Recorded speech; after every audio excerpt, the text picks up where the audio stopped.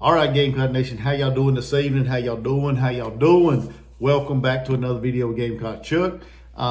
We're about 24 hours or less away from South Carolina kicking the shit out of Wofford on the gridiron. We're not going to do any preview or prediction video on that game because let's face it, South Carolina shouldn't have any issues with the Terriers of Wofford. So I expect a big game from LaNorris and Rocket. Hopefully we have some receivers step up in that game as well. Defense should feast, have another strong performance. Hopefully Kyle Kennard can rack up a couple sacks and get closer to the Jadeveon Clowney record, and Dylan Stewart as well. Maybe both of them guys can get some sacks. But like I said, it's not what this video is about. We're going to talk a little bit about receipts and our future at South Carolina. That's right. We'll talk about that.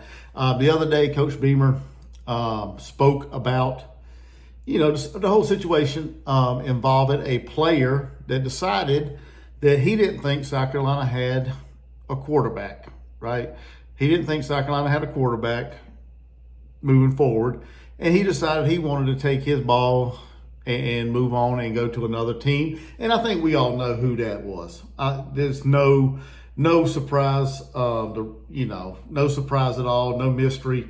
We all know it was Juice Wells. Decided he didn't think LaNorris Sellers, our future, like I said earlier, that's what we're going to talk about.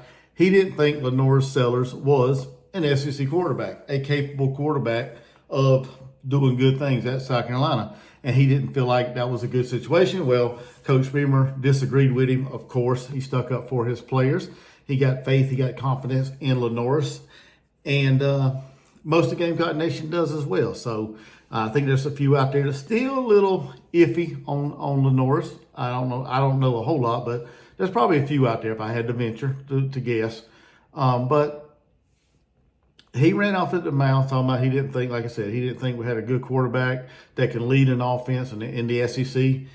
And, looking at LaNorris' stats so far this season, I would say he does pretty damn well in the SEC. South Carolina sitting at 7-3 right now, 5-3 in the SEC. They finished the season 5-3. First winning season we had in the SEC, and God, I don't know about 2000. I don't even know when it was, man. It's been years, a couple years ago or so. I can't remember exactly when the last one was, but it's been a while since we finished like 5-3 or better in the SEC. But like I said, LaNorris is putting up some good numbers, some good stats.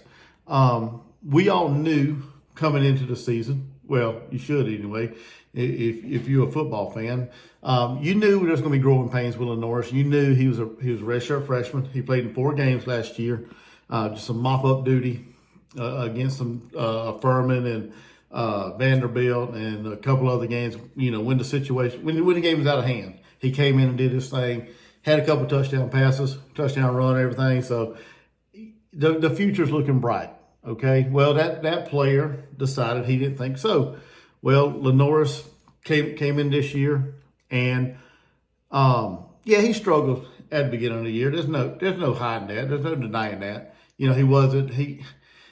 The game still hadn't slowed down for him. He wasn't too comfortable in the pocket, or it didn't seem like anyway. He wasn't keeping his eyes downfield and waiting on the receiver to come open. He would take off and run or take a sack, or he wasn't very comfortable climbing in the pocket, and he took a lot of sacks. Through the first half of the season, he had 20 sacks the first half of the season, and a 2-3 record. But he completed 62% of his pass, about almost 800 yards. He had 4 touchdowns and 4 interceptions, and that's through basically 4.5 games, because he got injured halfway through the LSU game and he didn't play the Akron game. So his stats probably would have been a little better if he would have played against Akron and he would have finished the LSU game, but he didn't. But either way, I mean, that's pretty solid number, 62% in the SEC. I think that's pretty solid for a redshirt freshman still trying to, find his feet, find his place in the offense and trying to read SEC, style defenses. So I think that's pretty solid numbers. The last 4 games that he's played, pretty outstanding, pretty almost similar as far as completion percentage, but His yards are up, his touchdowns are up, and his interceptions are down. Okay, and he's got a 4-0 record since in these last 4 games. 63% of his completions, over 1,000 yards, 10 touchdowns to 1 interception, and the sacks are down. You know, he went from taking 20 in the first 6 games to in the last 4, he's only had 6. So the sacks are down, which shows that things are slowing down for him. He's able to climb up in the pocket. He eludes the pressure. He rolls out of the pocket. They have designed rollout for him to keep him away from the pressure. And he's keeping his eyes down the field. So he is coming into his own. He's going to be something spectacular in the Garnet and Black. And that's right. LaNorris Sellers is him. That's right.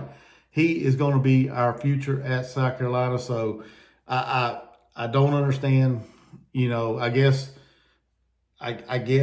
Juice Wells don't understand what talent is when he sees it.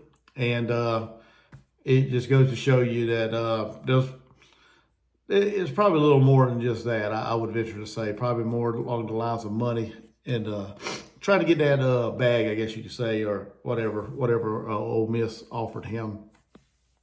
But LaNorris is doing a phenomenal job. And like I said, he is the future for the Gamecocks. And yeah, I mean, he has turned it on. He won the Freshman of the Week or something like that in the SEC this past week. Numerous accolades are coming in, you know, for that guy. He is a baller, man. He is a baller. About 6'4", 240, I believe it is, 6'3", 6'4", about 240. So he's a baller. He's a handful. He's a load to try to bring down, and that's been proven in these last 4 games, because there's been several times he should have been sacked. Any other quarterback would have been on the ground, but not him. He was able to elude them, shake them off, and scramble away and get away and make something happen down the field. So I like what he brings to the table for the Gamecocks. And you know, some people may say Coach Beamer's petty and does dumb stuff, and yeah, he says dumb stuff. Nobody's going to deny that. But when facts are facts, and the facts are right here in front of me, when I look at his stats and the way he's matured and grown throughout the season and developed and gotten better, the facts are there. So that just goes to show you that one, either that guy didn't know what he's talking about as far as talent, or 2, that was just a lame excuse to take the money and run and move on somewhere else. So, like I said, I'm excited for the Gamecocks. I'm excited to see what LaNorris can bring to our team. The future, like I said in one of my other videos, the future is so bright in Columbia, South Carolina for the Gamecocks. Next year is going to be a challenge, I think, on defense, because we're going to lose some players. So hopefully we can get some through the transfer portal on defense, especially the defensive line. And maybe we can find us a couple more linebackers like we did this past year with Demetrius Knight. So, and hopefully we can find some edge rusher like Kyle Kennard, another one of them out there in the transfer portal, another diamond in the rough. And yeah, I mean, I'm not worried too much about the offense next year. Defense is probably going to be the question mark for me, but that's in the future. We still got 2 games left with big things still ahead. We still got opportunity to win both of these games, get a good bowl game, and finish out the season with an opportunity to win possibly 10 games. Depends on what these next 2 looks like. Should be a win against Wofford, Clemson, very winnable. I think I saw earlier somebody said that the opening line for that game, I guess they did an early opening line. I don't know. I don't follow betting that much, but I saw somewhere a while ago it was like a 3.5 point favorite for Clemson, which is probably about what I was expecting, about a 3.5 point favorite. I didn't think South Carolina would be favored in that game. I still don't, regardless of what happens this weekend. I still think we're going to be about a 3-point underdog, and we'll go into that game with a chip on our shoulder and take care of business against the Tigers. So, but yeah, LaNorris Sellers is him. The future is bright. I'm ready to see what his ceiling is going to be at South Carolina. I hope you guys are well. So make sure you guys hit that thumbs up if you like this kind of content. Go ahead and subscribe if you're new. Get in the comments. Let me know what you think of this video. And yeah, I'm not sure if I'm going to do a live fan reaction tomorrow or not for the Wofford game, but if I do, y'all come hang out with me. Let's just talk some football, have fun. We know what the outcome's going to be, so come hang out with us. Come hang out with me and enjoy the game. And if I do it, and let's just have fun. But I'll see you guys in the next one.